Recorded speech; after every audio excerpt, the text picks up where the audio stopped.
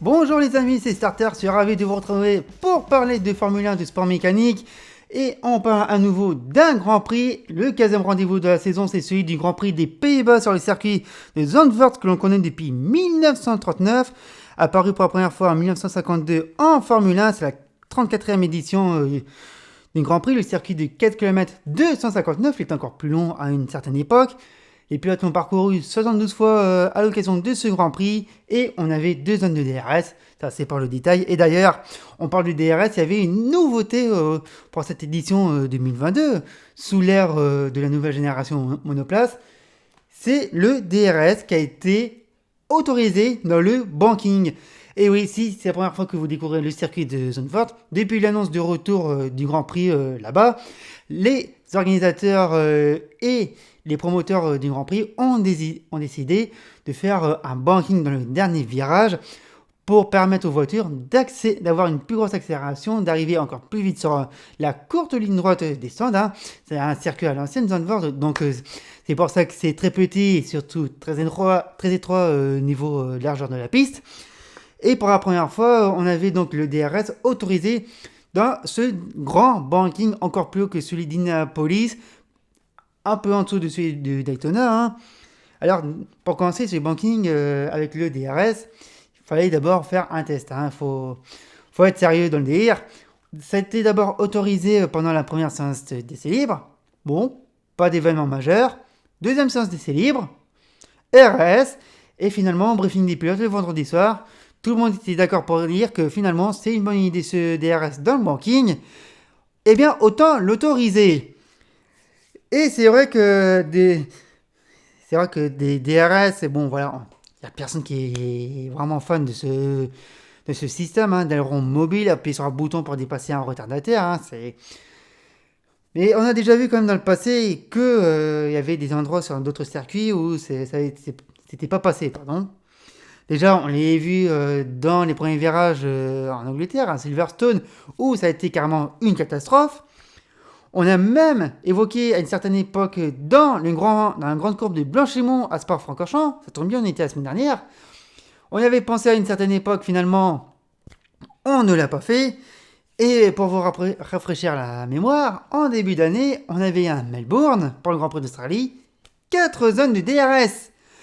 On est revenu à 3 finalement parce qu'apparemment, ça grugeait un petit peu. Enfin, je vous le disais, de toute façon, le DRS, il n'y a personne qui est fan de ce système. Hein. Instauré en 2011, l'aileron mobile, appuyer sur un bouton, ouvrir le volet quand on est à moins d'une seconde d'une voiture. Je me souviens que même à l'époque, c'était Robert Kubica qui disait « On se croirait sur PlayStation ». C'est pas faux. Plus de 10 ans après, c'est vrai qu'on se rend encore sur PlayStation en ouvrant un bouton. En IndyCar, il y a un autre système qui est le push to pass, qui est encore mieux. En plus, ça, c'est limité. C'est soit pour attaquer et soit pour se défendre. Et vu que c'est limité, ça peut être intéressant selon le moment de la course. Enfin, d'ailleurs, pour revenir à la course, on a vu le DRS, ça va profiter à certains, mais sans plus. Voilà, autant le dire. Il y avait aussi une autre nouveauté sur ce circuit de Zandvoort, et d'ailleurs c'était une première, on avait du gravier collé dans un virage. Oui, du faux gravier. Alors, c'est un vrai gravier de base, il faut le dire, mais il a été collé avec de la résine. Et en plus, il a été fait dans un virage, et pas n'importe lequel, dans le virage 12, qui est un virage très lent, mais qui propose juste avant une longue ligne droite avec un gros freinage. Et bien sûr, la plupart du temps, si un pilote se loupe à ce freinage, il passe dans le bac à un gravier. Et du coup, le pilote ramène du gravier sur la piste. Ou alors, si le pilote va trop à la corde, il va chercher le gravier, pareil, il en ramène. Et ça creuse le bac à cet endroit entre le bac à gravier et le vibreur. Ça nous crée un sillon. D'ailleurs, pour revenir à nouveau à Francorchamps, pour les courses des 24 heures de Spa et même au test officiel, on a juste demandé aux pilotes, n'allez pas en dehors de la piste parce que sinon, vous allez créer des sillons entre le vibreur et le gravier et ça peut créer des crevaisons. Là, à peu près la même idée d'esprit pour ce fameux virage 12.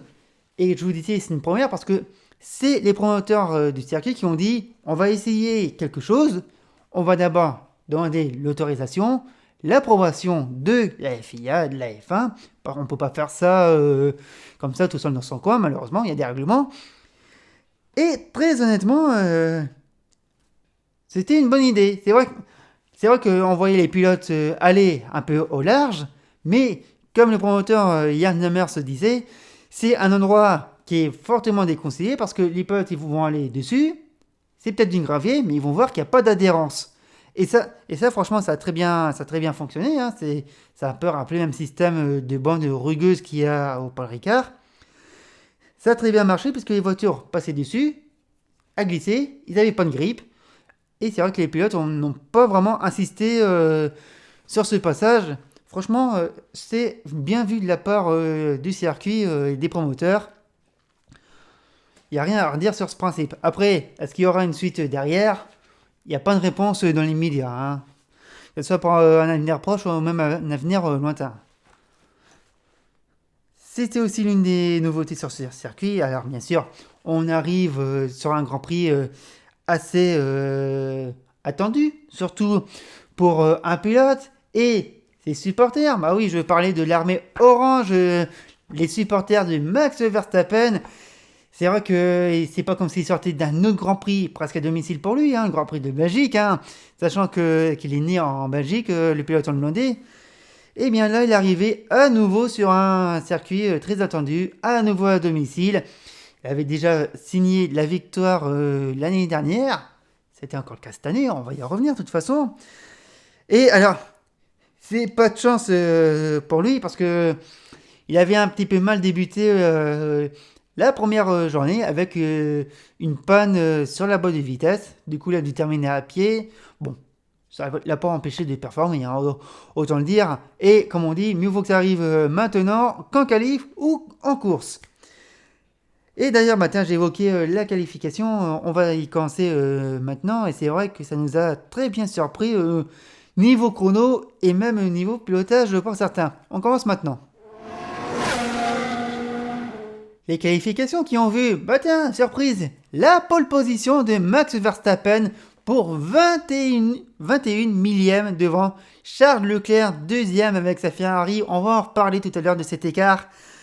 Derrière les deux, on retrouve Carlos Sainz, troisième sur la deuxième Ferrari, Lewis Hamilton, quatrième devant Checo Pérez sur la deuxième Red Bull, George Russell, sixième devant Lando Norris, devant Mick Schumacher, huitième avec la Haas, devant Yuki Tsunoda, neuvième. Lance Stroll, le 10e, n'a pas réalisé de temps pour la Q3, problème mécanique. Dans la deuxième partie du tableau, alors on retrouve des habitués et même des surprises. Pierre Gasly, 11e avec la Alpha Tauri. Les Alpines d'Esteban Ocon et Fernando Alonso, 12e et 13e, c'était une grosse surprise dans cette séance. Guanyu Zhou suit derrière avec Alex Albon, 15e temps. Valtteri Bottas, 16e devant Daniel Ricciardo, une habitude aussi malheureusement. Kevin Magnussen devant Sebastian Vettel. Ouais. Et Nicolas Latifi qui referme comme d'habitude la marche de cette qualification. Et on va parler du poleman qui a explosé le chrono, il faut le dire d'ailleurs. Ça a été le premier pilote dans cette qualification à passer sous la barre des 1 minute 10 et même des 1 minute 09. Il faut savoir que dans le passé, dans le passé, l'année dernière, la pole était en 1.08.8. C'est pas encore un record pour ces voitures 2022 hein, sur cette configuration du circuit. C'était quand même à noter. Et surtout, Max Verstappen, on l'a très peu vu en piste. Il a fait un run en Q1, il a refait un run en Q2 et il a refait 2 runs habituels en Q3. Voilà. C'est vrai que c'est le pilote qui a le moins de tours en piste de cette qualification. Et d'ailleurs, on l'a vu en piste. Bon, vu comme ça, c'est un service minimum. Limite, pilotage de PlayStation niveau débutant. Sortie de garage, tour chrono, rentrée de garage, au revoir. C'était vraiment un peu cette situation, mais il est pas venu pour trier des lentilles. Le tour de préparation, grosse attaque. Le tour de qualification, le tour de rentrée, pareil, presque à fond. Franchement, il était à l'attaque et limite un peu. Alors, je pense pas qu'il faisait un peu de surconduite parce que même si on le connaît depuis de nombreuses années, je pense pas qu'il était quand même à ce niveau. Ou c'est peut-être la voiture qui glissait toujours du train arrière, hein. Ça peut être aussi un peu mal réglé, mais on voyait quand même que Verstappen, il attaquait, il allait chercher le chrono, même s'il n'avait pas les meilleurs secteurs, il était toujours devant. Enfin, il était toujours devant en Q1, c'est sûr, il était devant. En Q2, ça a commencé à faire parler la poudre quand on a vu les Mercedes et les Ferrari lui chipper le leadership de la Q2. Bon, la pole se joue pas en Q2, on est d'accord. Mais c'était quand même intéressant de voir en Q3 le superbe duel qu'il y avait entre Verstappen et Charles Leclerc. Franchement, 21 millième sur la ligne entre les deux pilotes. On voyait la Ferrari très bien dans les sinueux, mais c'était la Red Bull qui avait vraiment son avantage dans les lignes droites. D'ailleurs, on l'a bien vu le week-end passé à Francorchamps, où la Red Bull a carrément survolé tous les débats, que ce soit en qualif et en course, hein. Et là, de nouveau à Zandvoort, même s'il n'y a pas de très grande ligne droite sur le circuit qui est au bord de la mer, il n'y a pas beaucoup de lignes droites, et pourtant, c'était la Red Bull qui était devant. La Ferrari était très bien dans les sinueux, elle était aussi très bien dans les bankings, hein, puisque Leclerc arrivait à revenir dans le banking, hein, il faut le dire. Mais ça n'a pas suffi pour le pilote de la Scuderia à revenir devant son adversaire principal. Enfin, si on peut encore dire adversaire principal pour le championnat. Hein. Autant dire les mots justes. Hein. Mais n'empêche, 21 millième qui sépare la première ligne de la grille. C'est pour l'instant, parce qu'on ne sait pas comment ça va se passer après sur le prochain Grand Prix, c'est pour l'instant l'écart le plus petit de la saison qualification. Voilà. Je ne suis pas allé rechercher c'était lequel le plus petit écart qu'on avait encore cette année, mais la 21 millième entre Verstappen et Leclerc, c'est le plus petit. C'est pas étonnant parce que Zandvoort c'est un circuit qui est petit, qui est quand même rapide, puisqu'on a quand même, pour rappel, donc ce fameux banking, hein, un dernier virage qui conditionne la ligne droite des stands. Mais voilà, c'est quand même intéressant de voir cet écart hein, entre les deux pilotes. Il y a quand même d'autres choses à signaler quand même. On a Mercedes qui s'est très bien senti sur ce circuit. Hein. La voiture fonctionnait très bien, vu qu'elle n'est pas vraiment sujet au marsouinage. Hein. Et de toute façon, quand ça marsouine, c'est la puissance de la funk. De toute façon, il suffit de le voir. Hein. Hamilton 4ème, Russell 6ème, avec des écarts assez serrés. Donc, c'est pas étonnant. Il y a aussi la très belle qualification de Mick Schumacher et de Lance Stroll. Mick Schumacher, 8ème avec la Haas. C'est une très bonne performance pour le jeune pilote allemand. Lance Stroll, pareil, là, il fait une très bonne qualification. Il a été arrêté pour la Q3. Il a même pas tenté. Enfin, il a été carrément bloqué au garage. Hein. Il faut le dire aussi. Hein. Problème mécanique sur la Aston Martin. Hein. Problème hydraulique même. Il n'a pas pu rouler. Hein. Dommage pour lui. D'ailleurs, lui qui visait au moins la 8ème ou 9ème position sur la grille. C'est peine perdue pour lui. Alors, bien sûr, il y a de la déception. Hein. Bon, de la déception, allez, on pourrait rajouter, comme d'habitude, peut-être les Alpha Tauri avec Gasly, notamment. On sait que la voiture ne convient pas cette année. On pourrait rajouter, allez, les Alfa Romeo, Ricciardo, tout ça. Mais la plus grosse surprise, ça a été quand même les Alpines bloquées en Q2. Gasly, Ocon 12e, Alonso 13e. Et pourtant, ils avaient de très bons chronos, les pilotes Alpines. Malheureusement, ils ont été surpris hein, dans une qualification sur un circuit qui leur convenait pas trop. Hein, ça, ils s'y attendaient. Mais voilà, c'est C'était vraiment là, je crois, non, même pas une Alpine, non, même pas une Alpine en Q3, non, les deux carrément éliminés. C'est dommage pour eux. Bon, ils se sont rattrapés sur le Grand Prix, on va en parler après. Et il y a aussi, bon, on a vu Sébastien Vettel, 19e temps en qualification.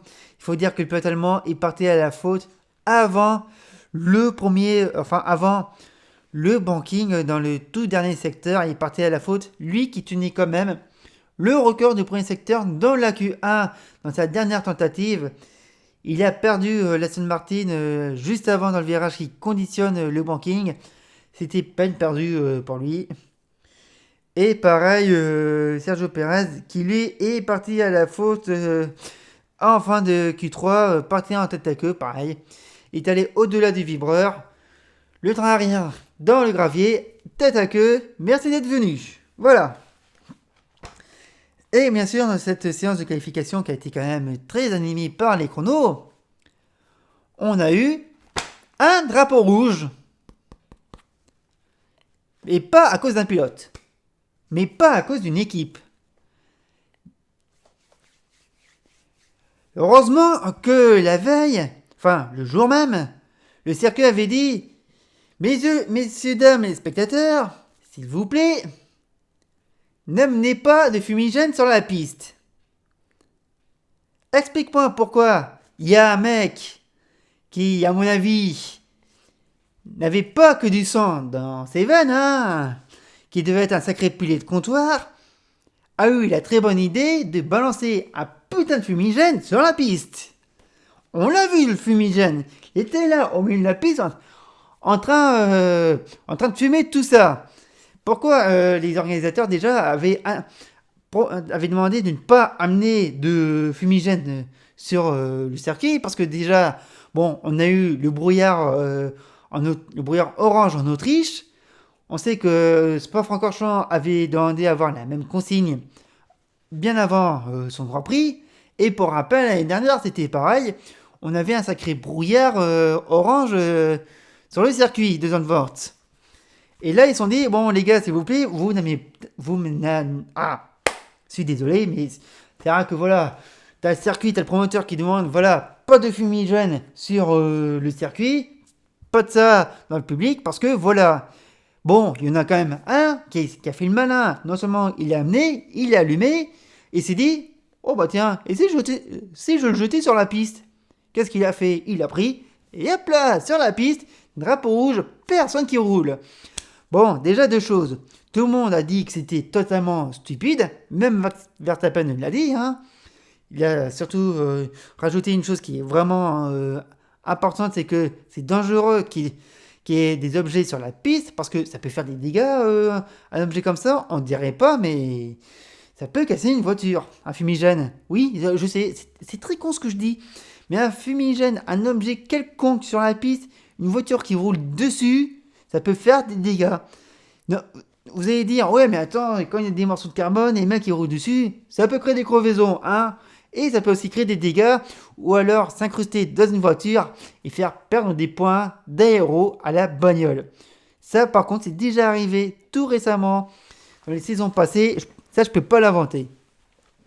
Enfin bref, notre débile manteau, qui a jeté son fumigène histoire de faire le kéké devant ses potes, il a été reconnu par les caméras de sécurité du circuit. Il faut savoir que sur les circuits, il y a des caméras de sécurité, que ce soit pour la piste et pour les tribunes. Donc le mec, il a été reconnu. La sécurité est allée le chercher. Bonjour monsieur, gendarmerie nationale, veuillez nous suivre jusqu'à la sortie du circuit. Merci d'être venu, t'as gâché ta journée mon pote.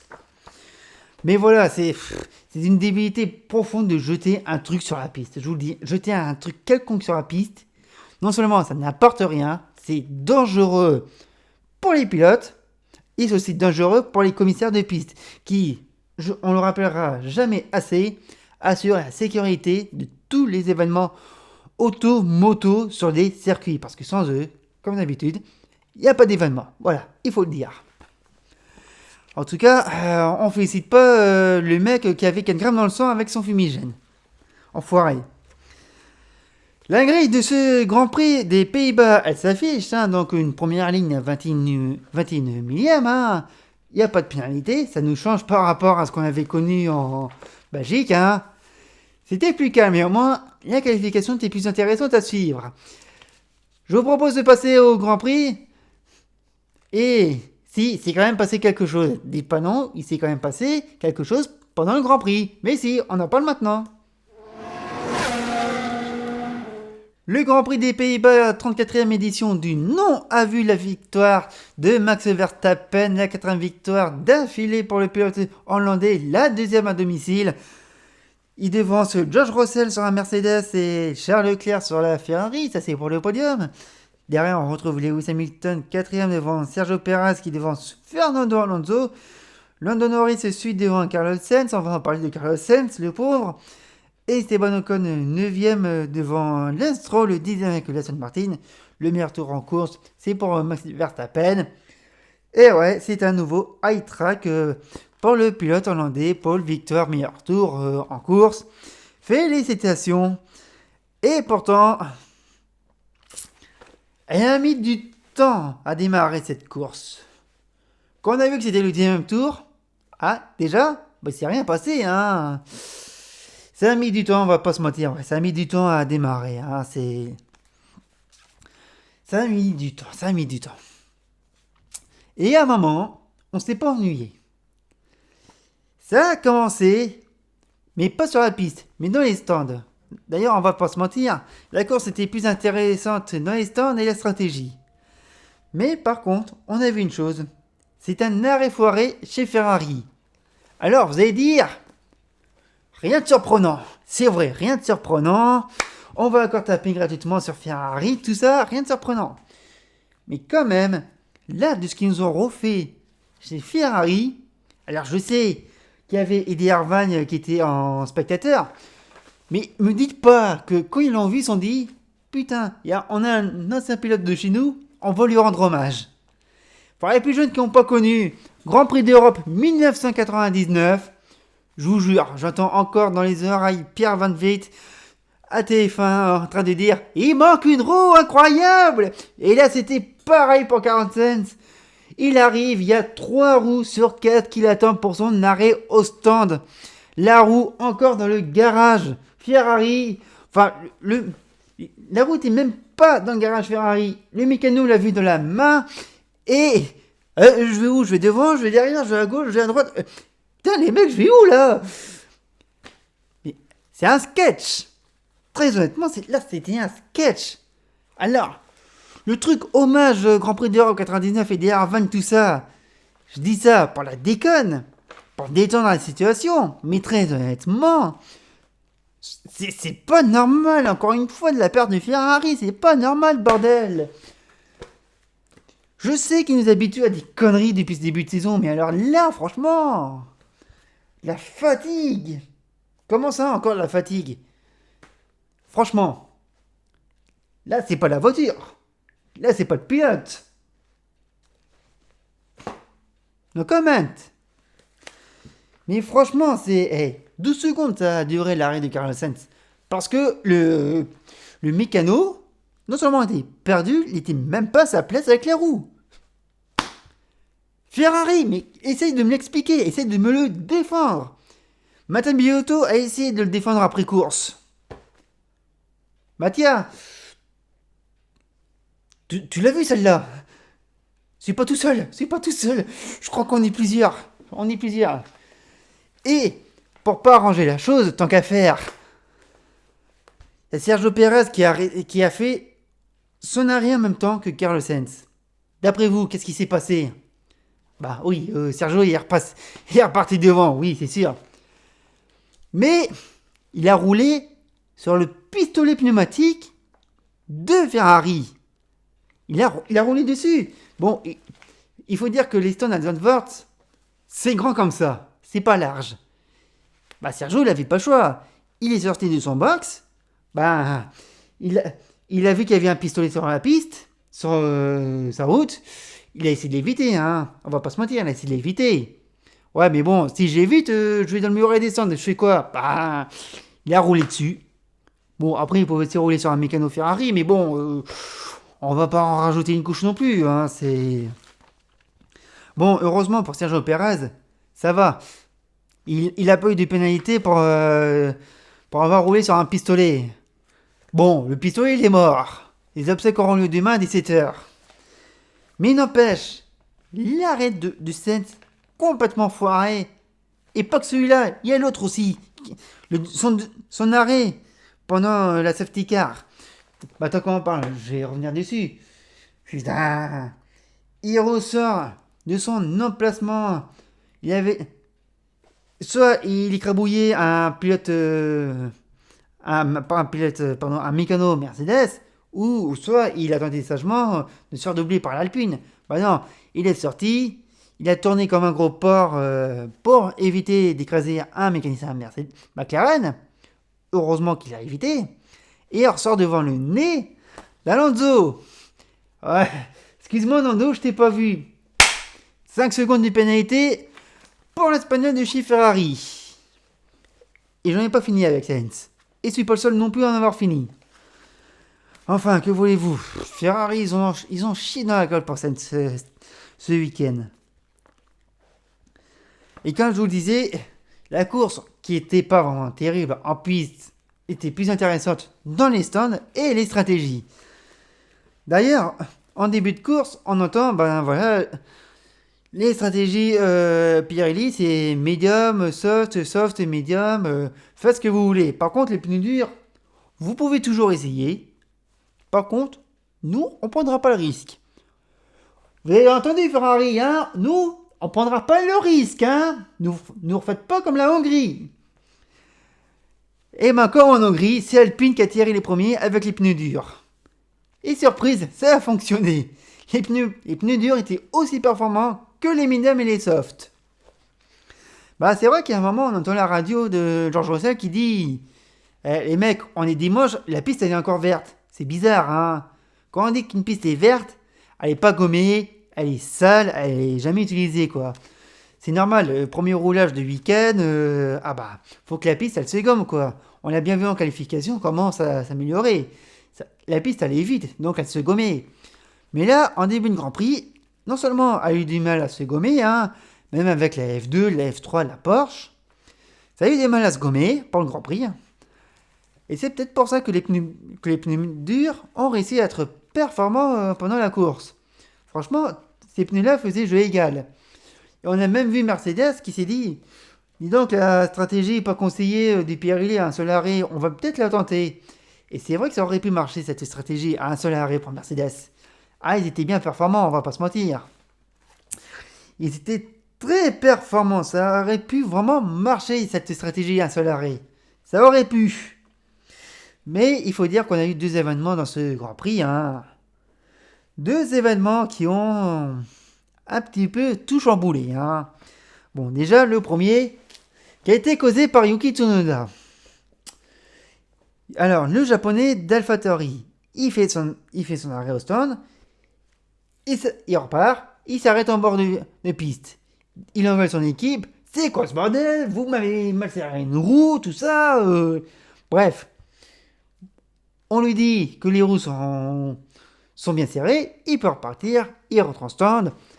Il rechange de pneus, histoire de rattraper un petit peu le retard, tout ça. Et il y a autre chose qu'on voit à la caméra, parce que tout le fuseau international de la télé est braqué sur lui. Bah, ils font quoi les Mikado? Ils lui resserrent les sangles. Ils resserrent les sangles. Ils rebouclent surtout leur pilote qui s'était détaché parce qu'il était à 2 doigts d'abandonner. Sauf qu'on lui a dit non, tu peux repartir, les roues sont bien serrées. Et c'est vrai qu'il est reparti. Ça, c'est vrai, il est reparti. Bon, après, il s'est arrêté bien plus tard en piste. Hein. Finalement, différentiel cassé. Virtual safety car. Donc, vitesse limitée sur le circuit, tout ça. Mais déjà, il y a une chose, franchement, qui est scandaleux. Tsunoda, il s'est détaché de sa voiture, il est reparti. Franchement, ça c'est inadmissible pour un pilote. Ça, franchement, rouler sur une piste à faible vitesse, et surtout détachés dans le baquet, parce que, pour rappel, les pilotes sont dans un baquet qui est quand même une cellule de survie. Quand ils ont un accident, ils sont carrément extraits de la voiture, encore attachés avec leur baquet. Ah oui, c'est tout un ensemble qui revient. C'est comme si moi, j'étais là dans mon fauteuil, j'étais attaché. Les mecs, hop, ils me prennent de chaque côté du fauteuil. Allez hop, on sort d'ici. Imaginez, heureusement c'est pas arrivé, que Tsunoda soit victime d'un accident d'une sortie de piste, pas attaché. Ça la pique. Ça pique comme situation, je vais pas vous mentir. Et c'est pas la première fois qu'on a un pilote qui roule sur le circuit sans être attaché. Charles Leclerc, Barcelone 2020, pareil, juste avant qu'il abandonne, c'est vrai qu'il s'était détaché de sa voiture quand il est parti à la faute, et il a roulé sur la piste quand il n'était pas attaché. Bon, après il a abandonné, un peu ici comme Tsunoda, mais c'est pas la question. Tsunoda a fait quand même un tour de piste, pas attaché, même si c'était à faible vitesse. Je comprends pas que ça, on ne le voit pas. Alors, pour le coup, il a quand même été sanctionné. Il s'est pris une réprimande parce que il a quand même admis devant les commissaires que voilà, j'ai fait un tour de piste, j'étais pas attaché. Il s'est pris une réprimande. Et à ce propos, c'est sa 5e réprimande qui s'est pris. Il y aura 10 places de pénalité pour le prochain Grand Prix en Italie. Mais dans les faits, c'est une plus grosse sanction qu'il aurait dû se prendre. Pas une réprimande. C'est une plus grosse sanction qu'il aurait dû se prendre Tsunoda pour avoir roulé sans être attaché dans sa voiture. C'est une question minimum de sécurité. Là, vous allez dire, j'exagère, mais on ne peut pas déconner avec la sécurité en Formule 1. Là, de ce que a fait Tsunoda, il aurait dû vraiment attendre que son équipe lui dise « Bon, tu coupes tout sur la voiture, on abandonne. » Et là, il aurait détaché, il serait descendu de la voiture. Parce que Tsunoda allait vraiment descendre de sa voiture. Il avait quand ça se détacher, il allait descendre. Sauf qu'on l'a dit au dernier moment, non, c'est bon, tu peux repartir. Là, franchement, là, pour le coup, Tsunoda, non seulement il est fautif, et puis surtout, ça manque encore un peu de sérieux au niveau des équipes et de la FIA sur ce point-là. Franchement, ça, c'est pas normal non plus. C'est pas normal. Après, on a eu le deuxième incident en piste, encore une voiture arrêtée. Cette fois, c'est le Valtteri Bottas. Bon, là, il s'est dit, bon, Ferrari, là, je vais vous engueuler. D'ailleurs, il est encore au service après-midi de Ferrari pour savoir pourquoi il y a le moteur qui a cassé. Enfin, qui a coupé surtout. Hein. Il n'a pas cassé le moteur, mais voilà. C'est le deuxième événement donc de ce Grand Prix. Le moteur qui se coupe, hein, impossible d'évacuer la voiture. Et safety car, une réelle, la Mercedes safety car, Bernie Melander qui rentre en piste. Allez hop, c'est reparti. Alors déjà, il y a une chose que j'ai pas compris, même pour la Virtual Safety Car, c'est comment la direction de course a mis du temps, a tardé pour neutraliser le Grand Prix. Que ce soit pour la Virtual Safety Car et pour la Safety Car. Ils ont mis du temps. Et en plus, ça tombe bien parce que vu où Valtteri Bottas s'était arrêté avant le premier virage, le virage de Tarzan, c'est le nom du virage, je peux pas l'inventer. Là où il est arrivé Bottas, il y a eu deux drapeaux jaunes, sauf que qu'est-ce qui est arrivé juste derrière lui, à fond les ballons, Carlos Sainz et Esteban Ocon, en train de se battre pour une place. Et qu'est-ce qui s'est passé? Eh bien, on a un Carlos Sainz qui a dépassé Esteban Ocon sous drapeau jaune. Il y avait le drapeau jaune agité par un commissaire. Là, c'était pas le panneau lumineux, hein, parce qu'on nous parle toujours, attention, c'est le panneau lumineux qui fait foi, tout ça, mais vous avez deux pilotes qui voient qu'il y a une voiture d'arrêter, il y a un drapeau jaune, il y en a un qui a dépassé sous le drapeau jaune. Il n'y a pas eu d'enquête, il n'y a pas eu de pénalité, il n'y a rien eu. Putain, c'est quoi le scandale? Sainz, qui non seulement après déjà suivi la merde de son équipe avant et après au stand, là il fait une connerie, il double son drapeau jaune, il n'a pas une pénalité. What the fuck? Ils font quoi les commissaires? Non, ils sont trop occupés à être à la machine à café. Oh non, finalement, on jugera ça après la course. Bah attendez les mecs, on a Sainz qui vient de dépasser sous drapeau jaune Esteban Ocon. Ça mérite une enquête, ça mérite une pénalité. Ouais, mais attends, je vais peut-être d'abord me reprendre un café. Et tu sais quoi? Peut-être qu'on verra ça après la course. Peut-être. Vous nous foutez de la gueule là ou quoi? Là, franchement, c'est scandaleux. On voit bien qu'il y a une voiture d'arrêter en plein milieu de la piste. On voit bien qu'il y a un drapeau jaune. Incompétence totale. Et quand je dis que je suis pas tout seul à en parler, je peux vous dire qu'en ce moment, chez Roue Libre, ils sont carrément en mode c'est un scandale, monsieur El Kabash. Ah bah tu m'étonnes, il y a un scandale. On voit bien en plus qu'il y a le drapeau jaune. On le voit bien. Bordel. Jugement à 2 vitesses à la FIA. 2 vitesses. Ces cons-là, ils sont capables de vous faire regretter Michael Masi, c'est pour vous dire. Ah là là là là là là là là. Je vous jure, je vous jure. Enfin bref, entre ces neutralisations, bien sûr, il y a eu de l'arrêt au stand, gratuit, non gratuit, histoire de courir les stratégies, les autres pilotes et tout ça. Mais bon, à la fin, c'est Verstappen qui a gagné. Et encore, Verstappen y a gagné avec un beau cadeau de la part d'Hamilton quand même.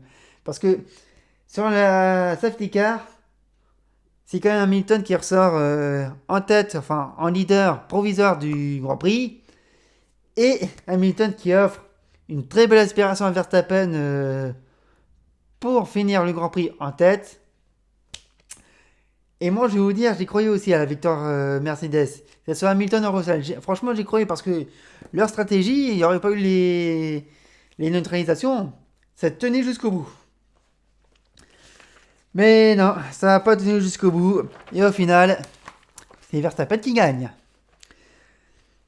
D'ailleurs, ce Grand Prix, on va pas se mentir, je vous l'ai dit, il n'était pas vraiment... Il n'était pas vraiment spectaculaire. Hein, c'est... Mais bon, c'est elle, je ma pauvre Lucette. Ça sera pour le Grand Prix. Je vous propose de passer sur le bilan des équipes. Hein. Bon, bah déjà, on va commencer par ceux qui, une quatrième fois d'affilée, ont dominé les débats. Red Bull, Max Verstappen, à nouveau vainqueur. D'ailleurs, c'est la première fois dans cette saison que Max Verstappen enchaîne une quatrième victoire d'affilée. Hein. Impérial, pas une faute, que ce soit pour son pilote fétiche ou pour l'équipe. Il faut le dire, hein. Bah, il faut aussi rajouter que Verstappen n'a pas eu de, de grande concurrence dans ce Grand Prix. Hein. Même les Mercedes, ils sont des défaits très rapidement. Hein. Il faut le signaler.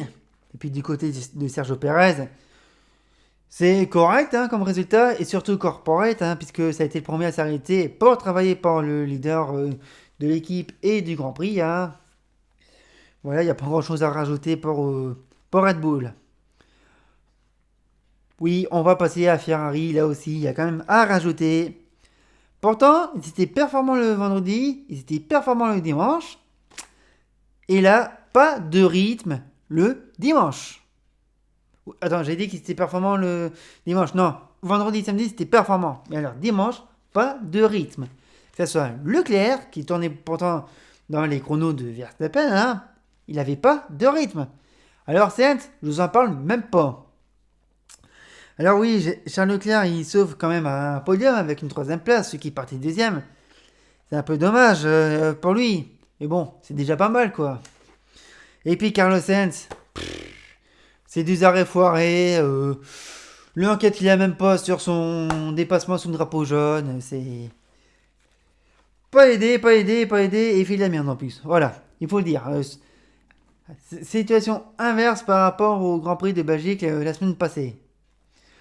C'est quand même marrant ça chez Ferrari. Puis je vais rester poli avec eux parce qu'ils vont aborder leur Grand Prix national là dimanche. Ils ont de la chance que je fais pas le débrief du Grand Prix d'Italie l'année prochaine. Ils ont de la chance. Mais bon voilà, Ferrari quoi. Mercedes qui a fait quand même une très belle course dans ce Grand Prix des Pays-Bas, il faut quand même le dire, très performant dans leur stratégie, hein. Bon, on a vu un Lewis Hamilton qui était colère, qui franchement a soutenu son équipe, hein. Bon, à la fin, il s'est quand même excusé. Bon, les gars, ok, j'ai dit ce qu'il fallait pas dire, j'étais colère sur la situation, tout ça, je m'en excuse et tout. Mais c'est dommage parce que franchement, il avait quand même une bonne stratégie, mais juste après, il leur met une mauvaise. C'est dommage qu'il ait même pas assisté comme l'a fait George Russell sur la deuxième neutralisation avec la safety car. Alors, Russell, il était au micro avec son équipe, il a dit bon les gars, je vais m'arrêter, je veux du pneu soft, je veux rien savoir, il me faut ça là tout de suite maintenant. Démerdez-vous, je veux du soft. Copie. Il a eu non seulement des pneus soft, il a bouffé Leclerc, il faut dire, il a bouffé Leclerc et il a bouffé Hamilton. Ça a failli mal finir d'ailleurs entre les deux. Mais oui, quand même, je retiens que George Russell a été très performant. Nouveau podium pour les jeunes anglais, hein. Et puis bah, Hamilton, bon bah. C'est un peu dommage qu'il n'ait pas eu la même esprit de stratégie. Ils auraient pu refaire un double arrêt chez Mercedes. Ils l'ont refait plus tôt, dans la récréative de la première neutralisation. Ils auraient pu le refaire là. Mais bon, si le pilote ne réclame pas, on peut rien faire. Les quatrièmes du championnat, quatrième bien ancré pour l'instant, c'est Alpine, hein, qui revient quand même de loin dans ce Grand Prix après des qualifications qui étaient ratées, autant dire. On a un Esteban Ocon qui est quand même bien remonté à la 9ème position, mais un peu déçu de ce Grand Prix en général, hein. Et puis, il est même pas allé. Il a tenté d'aller chercher Carlos Sainz, hein, si je revois le classement du Grand Prix. Il est où ce classement? Oui, il aurait pu aller chercher Carlos Sainz avec sa pénalité. Mais bon, voilà, ça n'a pas marché. Mais quand même, il marque des points, c'est Monocon. Et puis on a Alonso, encore très bon en piste, tout ça. Très, très bien performé, tout ça. Il nous a quand même fait une très belle course, l'Espagnol, encore une fois. Mais c'est vrai que là, Alpine, ils ont eu du pot par rapport à ce qu'ils ont vécu le samedi. McLaren, c'est deux salles, deux ambiances, hein. Bon, on a un Lando Norris rapide, correct, qui fait le travail, tout ça. Et puis on a un Daniel Ricciardo du surplace. Et d'ailleurs, j'ai vu un truc très insultant de la part de la production télé internationale de la FOM qui avait mis en anglais essaye de s'en sortir, un truc comme ça en le présentant. Vous savez, on a toujours le bandeau, Daniel Ricciardo, McLaren, le numéro 3, tout ça. Ils ont marqué à côté du nom de son équipe, essaye de s'en sortir, peut mieux faire, tout ça. Très insultant. Très insultant de la part de la rédaction télé internationale. C'est inadmissible même. Je sais que Ricciardo, voilà, il est au fond du trou chez McLaren. Il va être remplacé. Mais c'est pas une raison de leur mettre plein la gueule gratuitement. Voilà. On passe à Alfa Romeo. Bon, bah, eux aussi, ils sont un petit peu au fond du trou en ce moment. Ils sont trop loin, ils sont trop discrets. Ça marche plus comme en début de saison. Ça évolue plus, voilà, il faut le dire. Bon, on a Valtteri Bottas complètement arrêté avec sa voiture. Et la voiture arrêtée aussi pour la mécanique, hein. Merci Ferrari. Et puis Gonojo, bah, trop discret. Pas grand chose à dire sur le pilote chinois. Un peu dommage, ben. Alfa Romeo, ça chute, ça chute, ça chute, ça chute. Voilà. On a As, il n'y a pas eu une grosse surprise, et pourtant on a vu un Mick Schumacher qui avait fait une très bonne qualification le samedi. C'était très bien, 8ème temps sur la grille.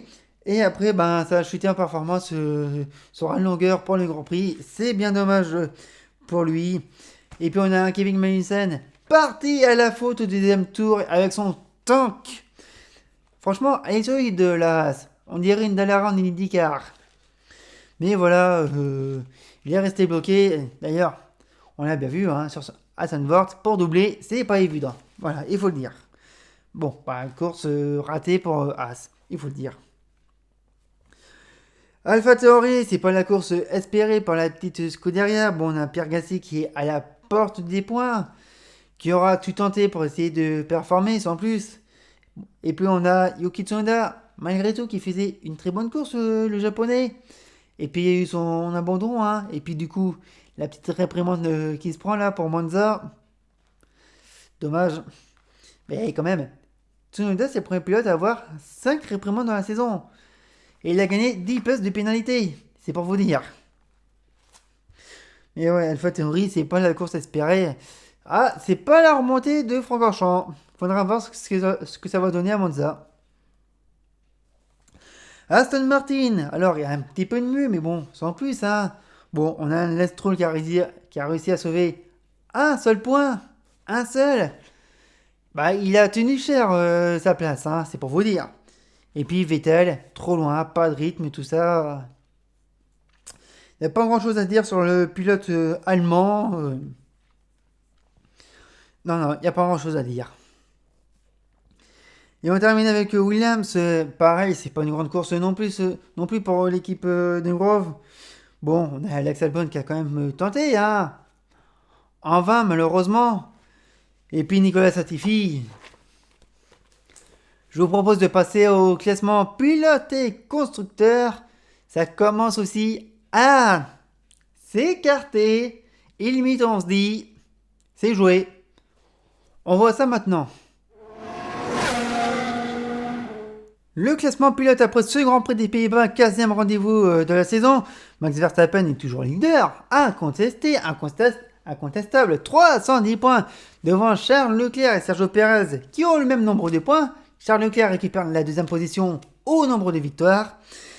310 points contre 201 entre le leader du championnat et son dauphin. 109 points d'écart, ça pique, ça pique, ça pique, ça pique, ça pique, ça pique, ça pique. Quatrième, George Russell qui prend la quatrième place à Carlos Sainz, hein, 188 à 175 points. Il y a 13 points d'écart entre les deux pilotes. Oui, c'est ça, il y a 13 points. Derrière, on retrouve Lewis Hamilton, 158 points. Et devant, Lando Norris, 82 points. Esteban Ocon, 66 points. Fernando Alonso, 59 points. Valtteri Bottas, 46 points. Il n'y a pas de grande évolution derrière. Pour la première partie de tableau. Et la deuxième partie également, il n'y a pas de grande évolution. Vous pouvez le voir, Kevin Magnussen, 22 points. Sébastien Vettel, 20 points. Daniel Ricciardo, 19. Pierre Gasly, 18. Mick Schumacher, 12. Yuki Tsunoda 11, Guan Yu Zhou 5, Lance Stroll progresse une place avec 5 points, il passe donc Alex Albon qui en compte 4, Nicolas Latifi, Nico Hülkenberg, toujours à 0. Du côté des constructeurs, Red Bull s'éloigne aussi face à Ferrari, 511 points contre 376, il y a 135 points d'écart entre les deux équipes, et derrière, vous avez à 30 points d'écart Mercedes, 346 points. Oui, il y a 30 points d'écart entre Ferrari et Mercedes. Derrière, on a Alpine bien ancré à la 4e position avec 125 points. Devant McLaren qui en compte 101. Il y a 24 points d'écart entre les deux équipes. Alfa Romeo toujours 6e pardon, avec 51 points. Devant As qui en compte 34. Alpha Tauri 29 points. Toujours 5 points d'écart entre As et Alpha Tauri. Aston Martin est à 25 points. Il rattrape 1 point sur Alpha Tauri. Ça commence à se resserrer entre les deux équipes. Et puis Williams est à 4 points et dernier du classement. Voilà pour ce Grand Prix des Pays-Bas. Vous l'avez vu tout au long de ce week-end, on a parlé de l'affaire Piastri, McLaren, Ricciardo, tout ça. Très honnêtement, j'ai pas vraiment le temps d'en débattre dans cette vidéo. Si j'arrive à trouver un creux, je le ferai avant le Grand Prix de Singapour. Je vais essayer, je ne garantis rien. On essaiera aussi de parler de Colton Herta qui se rapproche très probablement d'un volant chez Alpha Tauri en lieu et place de Pierre Gasly qui partirait chez Alpine. J'essaie de trouver un moment pour en parler. D'ailleurs, ça ne sera pas maintenant vu que la vidéo se termine. Bon, en tout cas, merci à vous d'avoir suivi. Hein. N'hésitez pas à commenter, à partager. Exceptionnellement, je ne vous ferai pas un débrief sur le Grand Prix d'Italie. Hein. Je ne vais pas suivre comme il faut ce week-end complet. Hein. Je suis invité pour un festival. Hein. Ça va changer. Et donc, on se retrouve au plus vite. Ça sera, comme je l'ai dit, peut-être pour parler de la situation de Oscar Piastri, McLaren, Colton Herta, AlphaTauri, tout ça. Et sinon, pour un débrief Grand Prix, c'est possible. Ça sera le Grand Prix de Singapour. On va retrouver enfin ce Grand Prix. Ça sera début octobre. En tout cas, merci à vous. Bravo. Et à bientôt.